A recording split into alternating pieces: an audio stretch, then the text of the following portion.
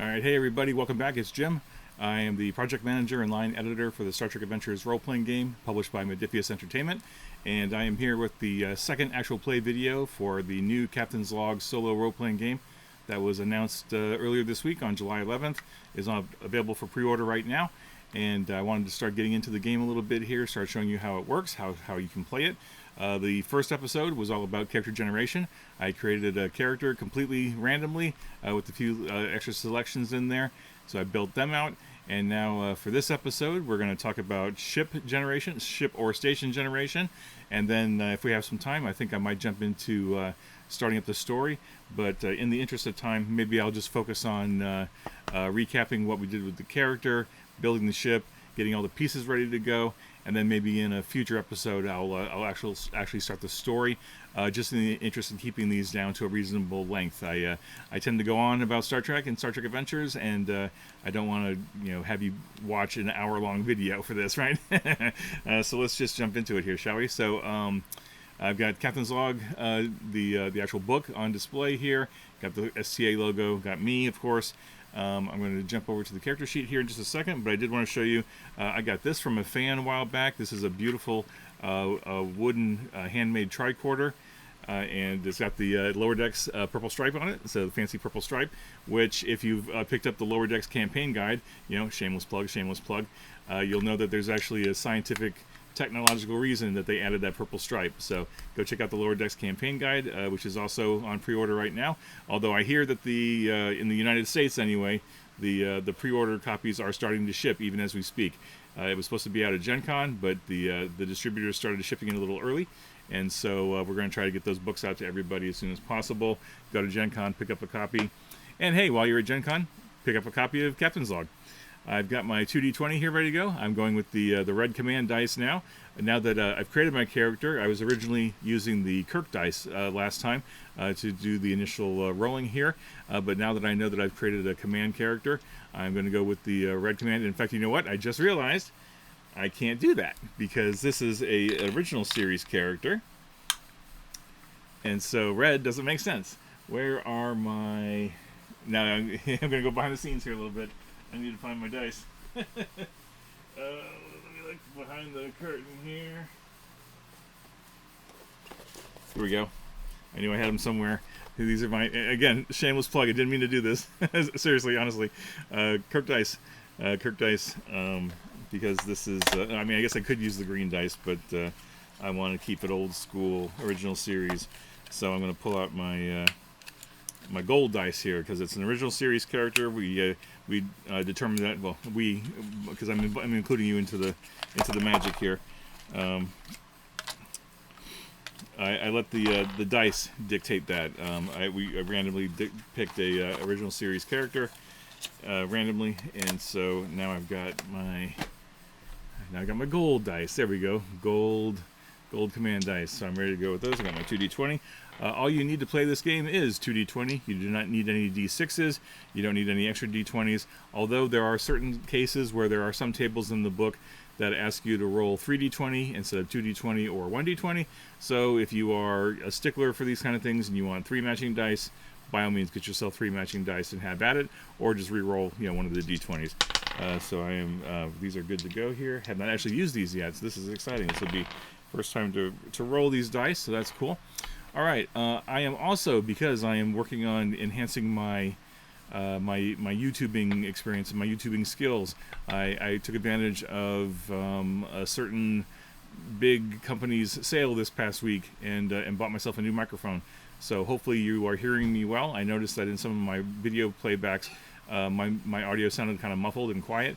I think it's because the old microphone on my computer, the inline microphone, just wasn't quite up to snuff. But I bought myself a new microphone, so hopefully you can hear it okay. Let me know if you can in the comments. I'm always working to enhance these a little bit.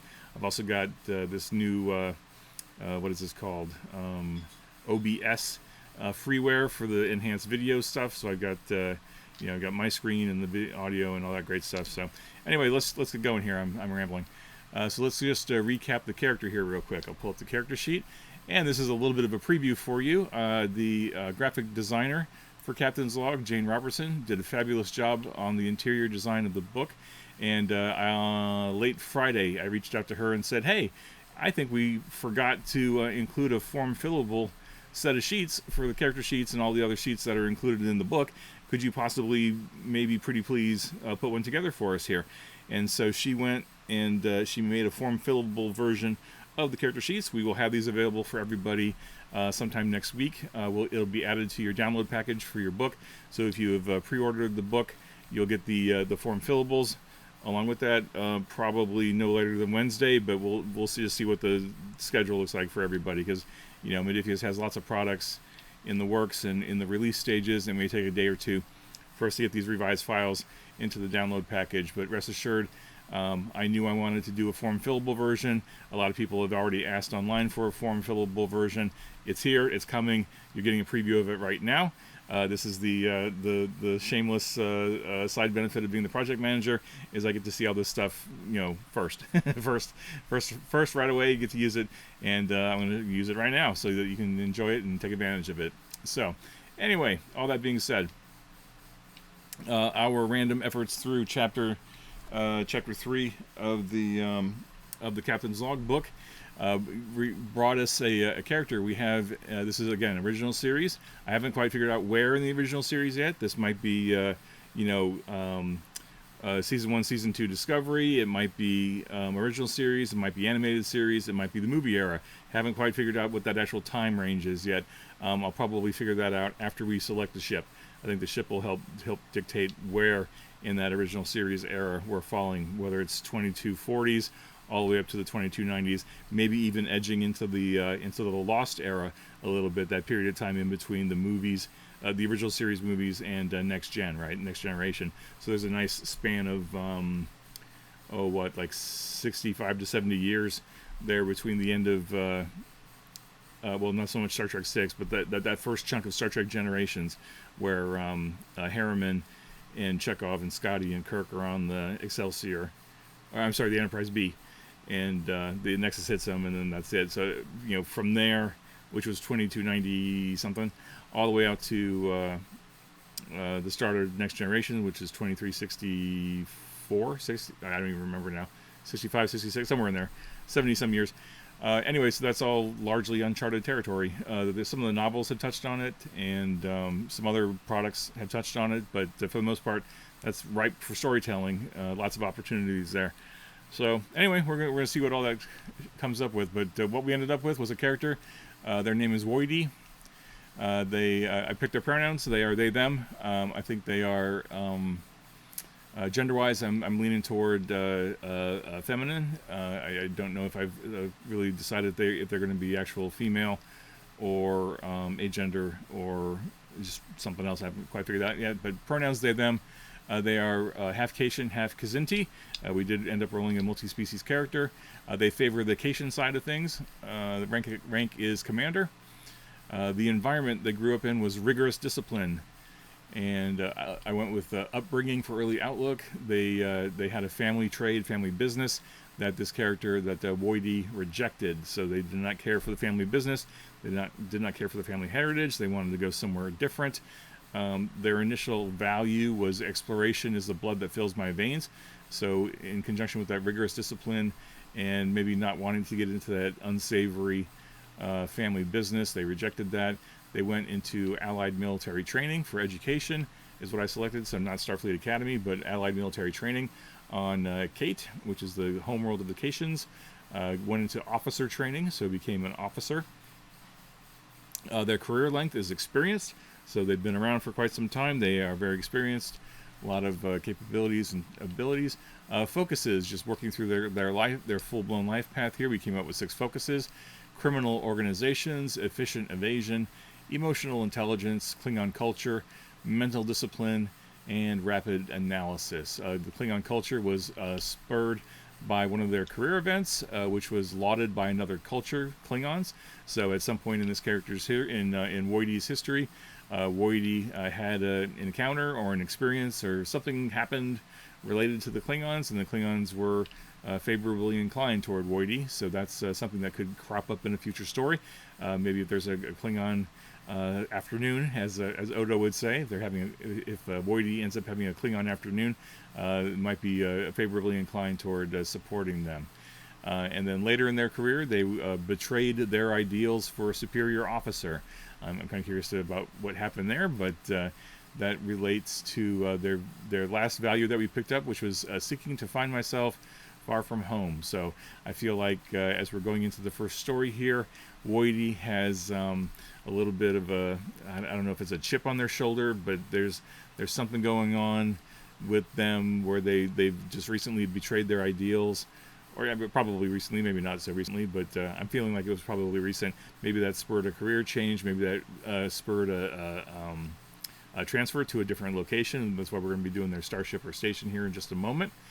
But yeah, so and of course this is a commander, so they'd be wearing the gold uniform of original series gold, and of course they had their standard loadout would be a communicator, phaser type 1, and tricorder. Now, if you are new to Star Trek and this is all news to you, this is you're not sure what a Cation is, you're not sure what a Kzinti is, maybe you're not even sure what a communicator, tricorder, or phaser might be. Rest assured, the Captain's Log, the book. The first couple chapters give you a lot of information about the Star Trek setting, the Star Trek universe, and some of the technology and social elements and just all the different pieces of the setting that make it uniquely Star Trek. So rest assured, if you need a primer on Star Trek in addition to a solo RPG game / solo journaling game, this is the one for you, because we're giving you just enough information to get started and get going. So don't worry if some of these terms and technology bits and alien species in particular, if that stuff is going straight over your head, don't worry about it. It's okay. We give you some basic information in the book about all this stuff, and then you are certainly free to hit the internet, find yourself a Star Trek expert to get more information, or, which is the thing I would suggest the most, is just make it up. Have fun. Just make it your own Star Trek setting, make it your own universe, and do whatever you want with it, and have fun, because no one's going to tell you you're doing it wrong. And if they are, they're being jerks, right? So go have fun. Be bold, be brave. Black alert. So let's go. All right. So anyway, there's Voidy. All the information that we compiled. Now I had been compiling all this in Scrivener because I love Scrivener as a writing tool, and only because I got these sheets today from Jane, the form fillable sheets, is why I switched over to them today. I do have Scrivener open on another window that isn't being displayed in my video here, but that's okay. I'll take notes as I need to, but I think most of the notes I'm going to be doing for the ship sheet here, we can all just dump right down here on the bottom of the character sheet. So that's all good. I'm going to scroll this up here just a little bit so you can see the whole thing. Really not a whole lot of information here. There's not, because this is a narrative-focused game, you don't really need a huge amount of detail on your ship, other than their systems and departments, which is going to be useful to help you, you and your character, attempt and complete tasks, because there are often times where the ship's technology and capabilities can help you attempt different tasks, right? So you'll need some statistics there to help you. Anyway, so great. So we got that. So now we're going to go over to Captain's Log, and this is the cover. Of course, we're going to jump to page 141, and actually it's 141 in the page, which is actually like 147 on the PDF, but it's actually 141 in the book. It's just the way the PDF counts the covers and stuff. So on page 141 of the book, you'll see this handy dandy flowchart that tells you how to create your ship. It says, so step 1, roll or select an era. So what I'm going to do is I've also got my copy of the print copy right here in front of me. So I'm going to pull up the flowchart there, just so I have it handy. And then on the screen here, I'm just going to flip to the screen that's relevant. So we know that we are doing an original series campaign, and we've already figured that out with character generation. So I'm not going to roll on this random era matrix. I could have maybe started here first, but I decided to create the character first, so I'm going to just skip that. But what this does tell us is we can roll on either the Enterprise era matrix or the next one, which is Discovery, Strange New Worlds, Star Trek, and Star Trek the Animated Series. It's that whole span of time. Plus the movies. I didn't list the movies in this matrix, but suffice to say, the first 6.5 movies are original series. The last 4 movies are next gen. And then, of course, the JJ Verse movies are their own separate thing. We don't have the license to those, so we didn't even reference them. Maybe someday we'll get there, but not today. So now we're going to generate a random starship. We have an Enterprise era table, which is pretty short, and then we've got a original series era table here, which is a little bit longer. That does flow over to the next page. So I think I want this to be original series. I think I would just as soon skip the Enterprise ones completely and not roll on any of those. So I'm going to roll D20, and we're going to check out what we get here for this original series era starship here. So let's see what we end up with. I'm going to be really fascinated to see what we end up with. I rolled an 8, which is angle. All right, so let's jump down here a little bit. So we're going to see if we can find the angle class. There it is. Angle class.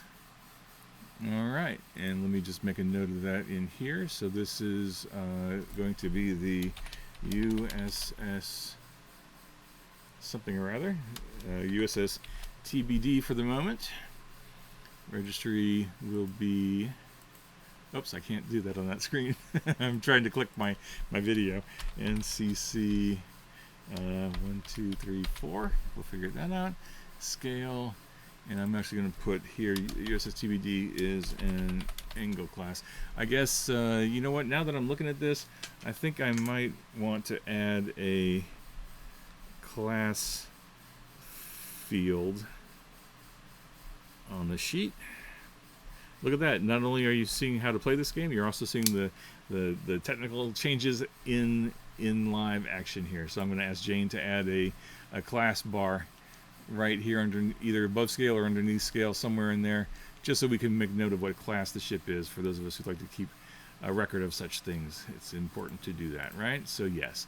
All right, so this is a USTBD. It's an angle class. We'll figure out the registry here in just a second. All right, let me go back to Captain's log here. Let me, can I zoom in on this? So fast classes of starships such as the Cardenas class were useful, but required large amounts of material to produce, as well as significant amounts of energy to maintain a sizable warp field. The Angle class was smaller and required a much smaller warp core to maintain high velocities and a stable field. This space frame was well regarded by the crews that served aboard them, and their legacy with Starfleet Medical meant that the Angle class left service with many lives that would have been lost, having fond memories of seeing their arrival in system. Okay, it's a Federation starship, so that's one trait. So we can just add Federation starship. Okay, the scale of an Angle class is scale 3, so this is a pretty small vessel. Let's jump over to systems. So we're looking at, oh gosh, I can't see that. Let me grab my book. These old eyes ain't what they used to be. Ain't what they used to be. Ain't what they used to be. These old eyes ain't what they used to be. All right. So I'm going to pull up my character sheet. All right. So let's just go down the line here. 8 communications. 8 computers. 10 engines. This sucker's fast. 7 sensors. 6 structure because it's small, I would think, and 6 weapons. Okay, so clearly fast, lightly armed. This is, oh man, this would be like a scout ship, I think, or like a Pathfinder, or one that's out there on the edge. Okay, so departments: Command 2, Con 3, Security 2, Engineering 2, Science 2, Medicine 4. Interesting. All right. So what I'm going to do right now is I'm actually going to move my butt here a little bit, and I'm going to do this live. And this is an opportunity for you to do it live. Either head over to the internet and type in Angle class and do a little research if you feel so inclined, or again, this is going to sound like a plug, but it really doesn't mean, I don't mean it to be a plug. Grab a copy of the recent Utopia Planitia Starfleet Sourcebook, which has all kinds of starships in it, and I'm going to find the Angle class to get a little bit more detail, because we actually went into a lot more detail in Utopia Planitia on starship classes than we did in Captain's Log, partly because ships just do different things in Star Trek Adventures than they do in Captain's Log. We're focused more on the narrative here in Captain's Log, but because there's a beautiful 2-page spread in here about the Angle class, I thought I'd just do a little bit more research here real quick. I'm gonna read this out to you. I'm just gonna skim it here. Crisis and Emergency Response Command Ship Tactical Operations. It's a fast response vessel, so it's able to quickly go out onto the out into the field to work quickly and efficiently. Engle-class vessels take names from... Oh, this is important. The name of the ship is important, right? Engle-class vessels take names from many traditions, but primarily from Aviation Pioneers and names of Navy cruisers, such as the Earhart, Rickenbacker, and Euryalus are examples. Registry numbers ranged from 1,000 to 1,600 due to vacant registries being issued for other discontinued naval construction projects then assigned to this class. Okay. Right. So everything I'm seeing here tells me, I mean, just based on what we were seeing with the systems and the departments, this is clearly, a fast response vessel. It was generally intended to be a medical support ship to get stuff out there quickly. Could have an advanced sick bay maybe, but I'm going to reimagine that just a little bit. I'm going to put that book back.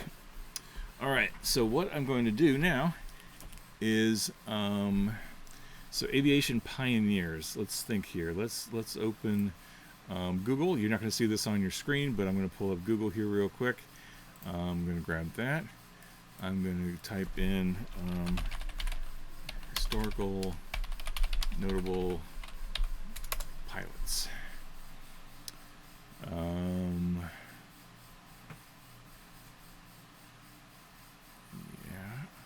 Okay.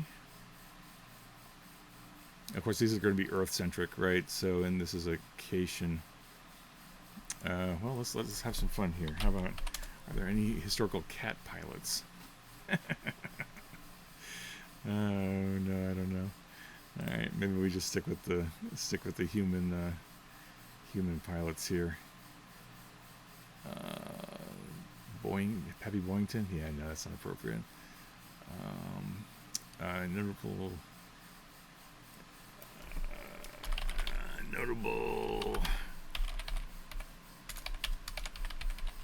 Notable astronauts, maybe.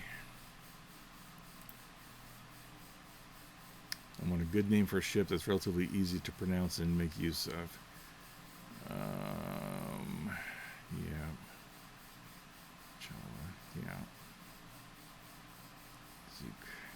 And I'll have to do a little research. Like if I pick one, I'll have to do a little research just to make sure that the name and the registry haven't been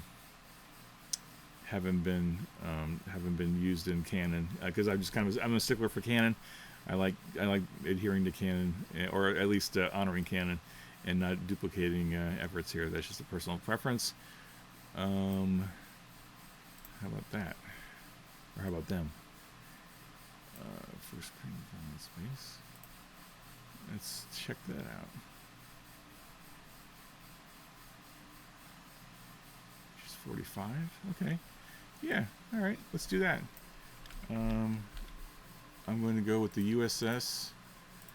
And apologies if I butcher the pronunciation. I don't mean to. This is a Korean astronaut, Yi So-yeon. Yi So-yeon. So we're going to put that in there. Yi So-yeon. Let me all cap that. Yi So-yeon. Engle class. Let's see, is there any interesting numbers in her bio that we could maybe reference? And we're looking at 1,000 to 1,600. Let me close that. I could go all day about this. So let's go NCC. Let's go 10.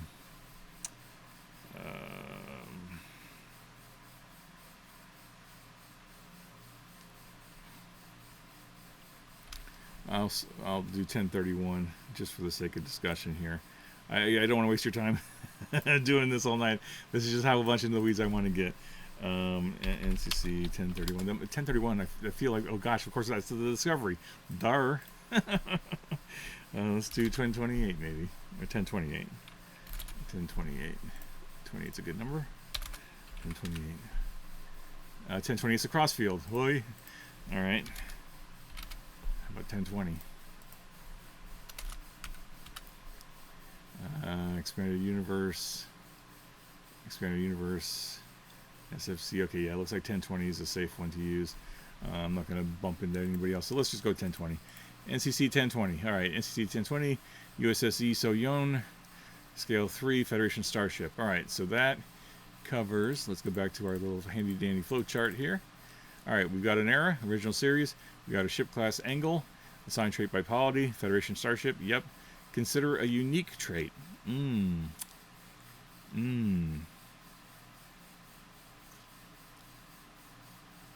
about that. Choose a number of ship talents equal to scale, and then assign name. Well, we've already assigned name and registry, so we kind of jumped ahead a bit, but that's okay. Let me check my time here. All right, I've been going for half an hour and haven't really done anything. Apologies.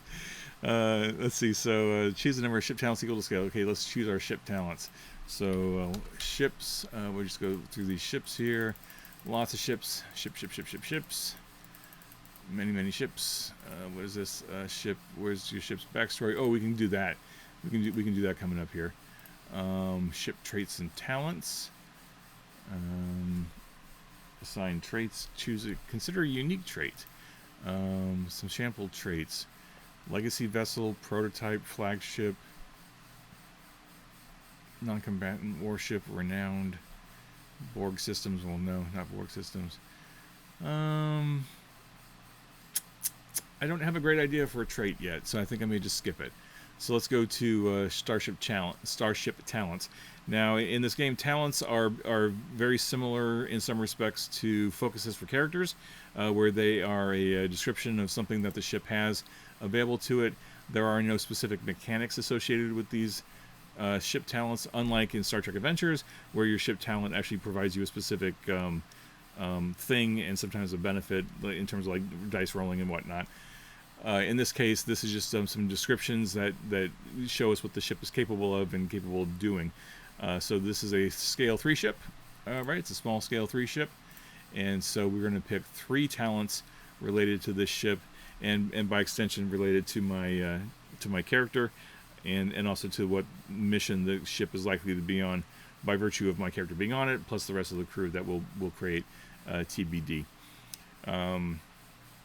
So let's see here. I think we definitely want the speed to be a thing. So I'm thinking, where are they? I'm thinking this thing is fast and light and not heavily armed in terms of like weaponry. So I'm thinking improved warp drive. So it's got a more efficient warp drive for its period, and also improved impulse drive. So improved impulse drive, improved warp drive. So this thing is a hot rod basically. So improved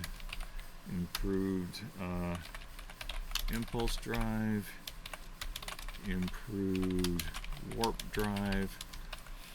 So this is designed to get in and get out quickly. Now, I don't, just given my character's background and history and experience, I was kind of leaning toward more of a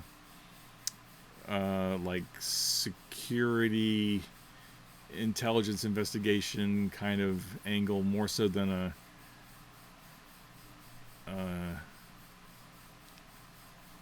you know what? I just realized that I didn't roll on whether I was going to be stationed on a station or a ship.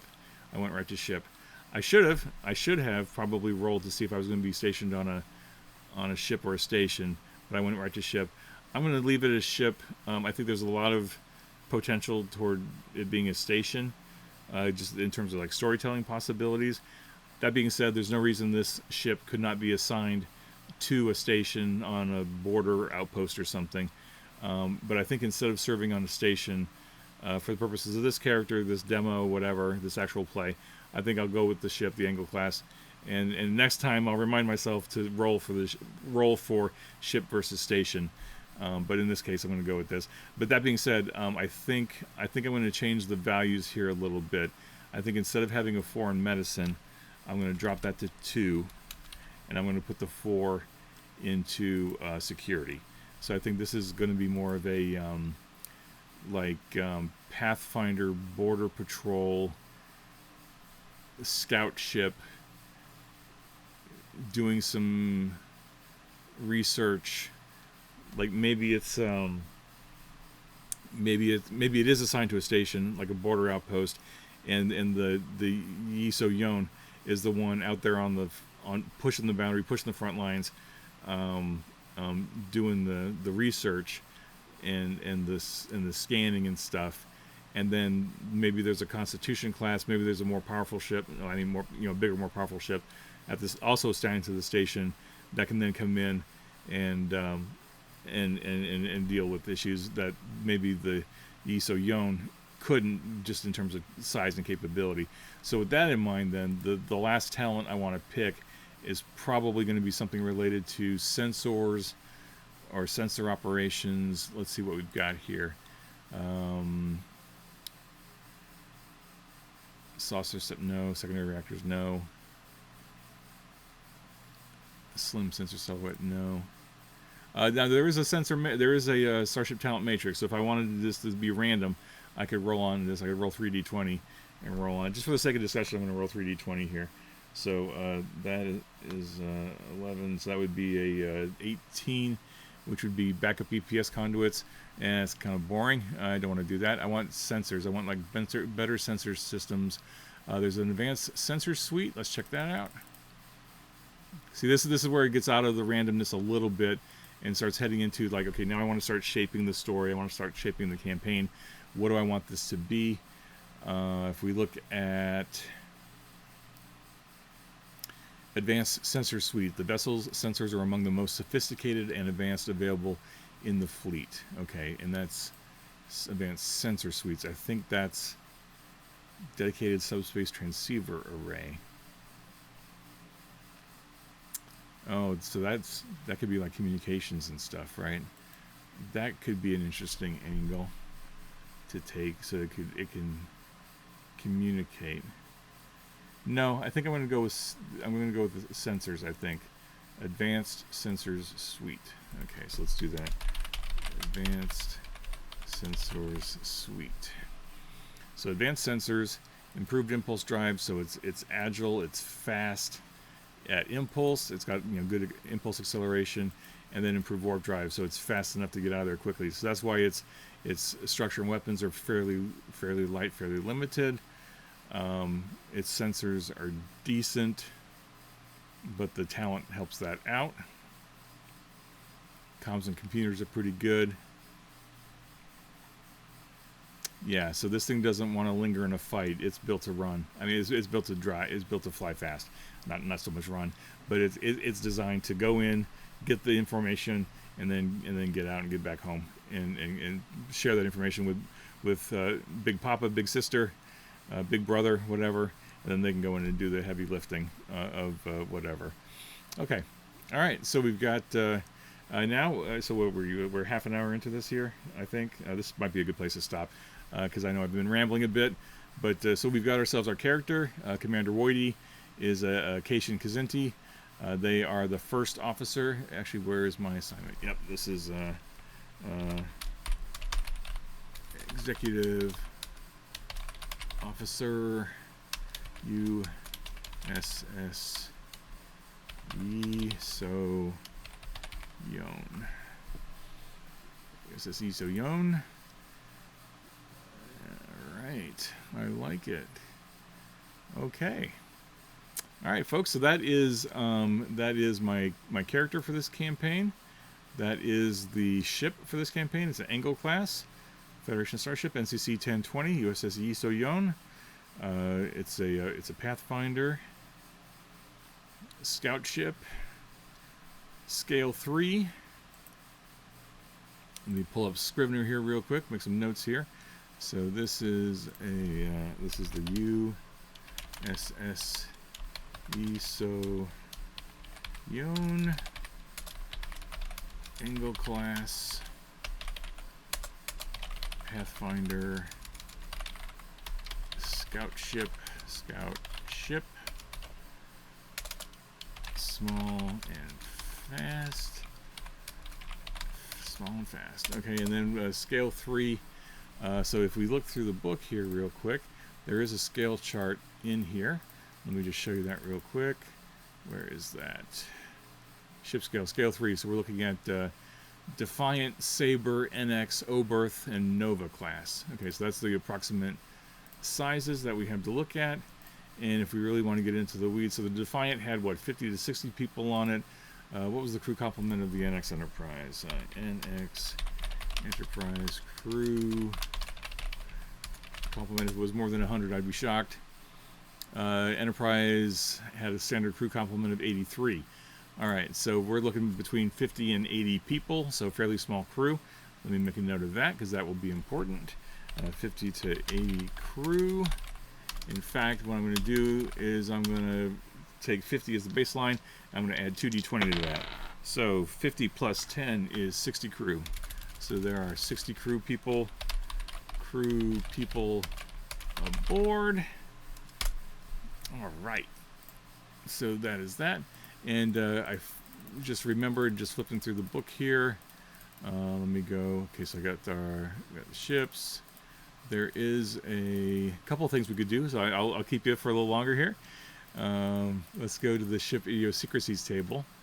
This was a table that appeared in Utopia Planitia, and we thought it was so good we revised it I think we revised it a teeny tiny bit and then dropped it right in here.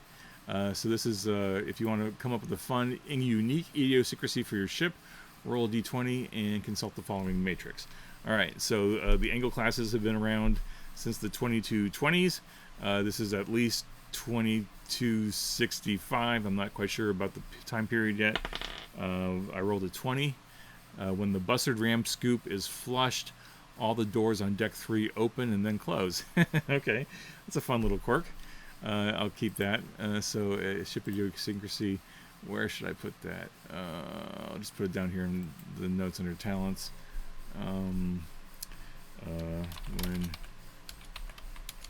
Actually, let me just